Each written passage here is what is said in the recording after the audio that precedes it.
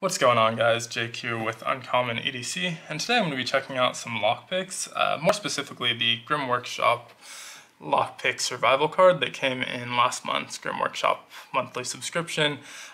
If you're watching this in the future, that's the March 2022 unboxing, and in that I mentioned that I'm trying to get into lockpicking, and so would make a video just testing this out, and I've been testing it out for a few weeks since then, off and on, and it works pretty well. It's exceeded my expectations, and I'm very happy with it. So the first thing I would talk about, which is pretty specific to this, is the retention system, which works pretty well. It's loose at this point. I can just kind of push it out the back, which is fine. It holds into place if I'm not putting any pressure on it. So it's a little bit looser, but it's still working really, really well. And the reason I mention that, and that's probably not specific to this Grim Workshop card, but any of the Grim Workshop cards that I used. But the reason I mention that is I recently tested out the CountyComm titanium lockpick set, and going from Grim Workshop to these, the titanium's obviously much heavier duty. They're pretty hard to break out of there. But the other thing is that the retention system just kind of sticks to the tools. And each time you pull one off, a little bit more of the retention material seems to come off with it. And so that's obviously not great. These do work well as well, but the retention system could definitely use some revising. So not super happy with that. The turner is a little bit better actually on the CountyComm one. But other than that, I definitely prefer the Grim Workshop. And so I guess while I'm talking about the turner, the reason I don't love this one so much is just how thick the end of it is. On a lot of my other turners, and I'll show a couple here. On a lot of my other turners, they have kind of like a sloped end. Is that gonna pick up? Hopefully that's picking up.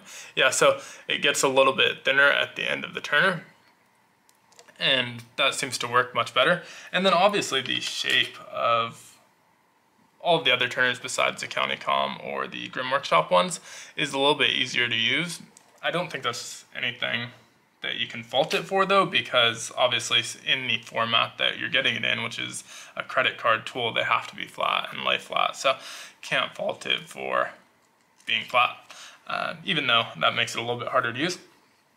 And so what I've had to do to adapt to that is to put this into the bottom section of the lock rather than the top section. So a lot of the other turners I'll put in this top section, and since they're a little bit thinner, you have no problem inserting the tools and using it there. But since this one's thicker, I'll put it into the bottom of the lock instead.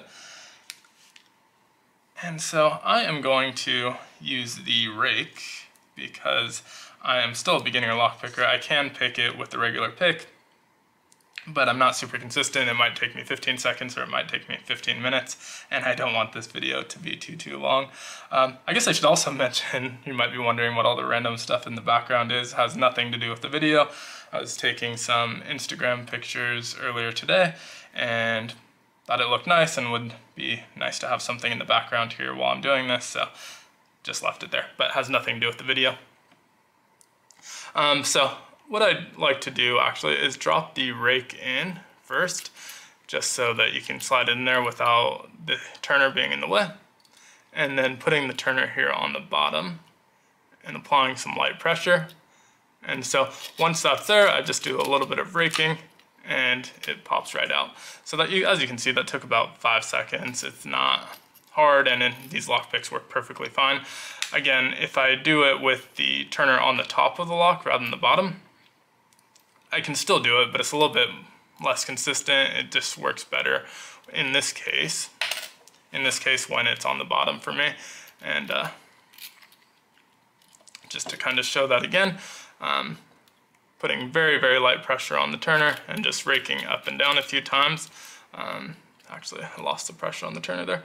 Raking up and down a few times and it will pop right out. And so I can do that with a pretty high level of consistency with the pick. It's a little bit slower, but that's more me being inexperienced with lockpicking, not a fault of the Grim Workshop set.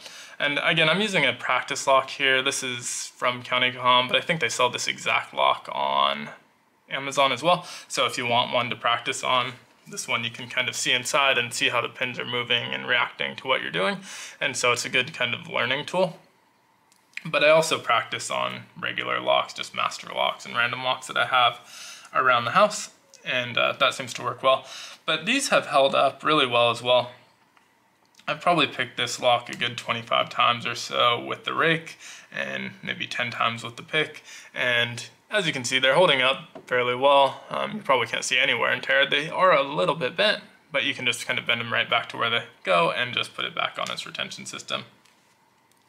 And that works really well. So a little bit of wear, but not something where I think these are going to fail me anytime soon. It's more likely that the retention system fails before any of the picks. You should be able to use each of these a good 100+ times before you notice any serious wear and tear. Usually with these, you're not putting a ton of pressure on them, so if you're bending them very quickly, you're probably pushing a little bit too hard, and so they should hold up to normal wear and tear. But I've been super happy with them. Again, as someone who's a beginner at lock picking, I'm able to get into a lock in 5 seconds with it, so obviously it works. Is it as good as like one of these multi-tools, or where the turner sits in here and the multi-tool, they just kind of flip out? No, I think this is a little bit more comfortable for the handles, and even a full-size non-multi-tool like this. This is the Justice Civi intro set, and I got this from Uncensored Tactical. I don't think actually they're his picks or turners. I think he just kind of curated the contents of it. But again, even these, obviously you get a little bit more handle on them, and they're a little bit more comfortable. The turners on these are excellent. These are my favorite turners that I have. So is it as good as one of those sets? No, but it's carryable in a wallet. It's very small and flat and compact, and you can have it on you.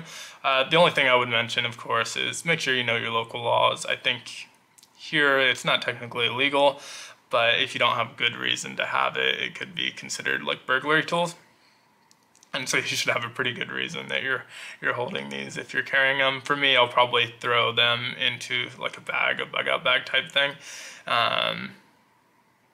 Or just use them for practice. But I'll probably end up getting a second one of these that I leave attached, just so that these ones are getting a little bit loose on the retention system.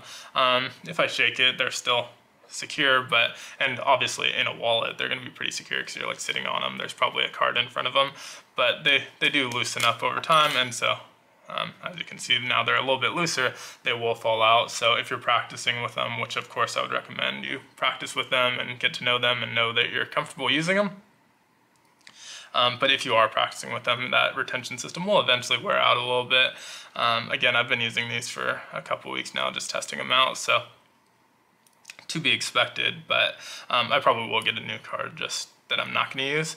But yeah, let me know what you think. If you do any lock picking, if you have any recommendations on sets or techniques or any even creators. I watch a lot of lock picking lore, which doesn't necessarily show you how to do it, but he's very good at it, and you kind of pick up a little bit of it.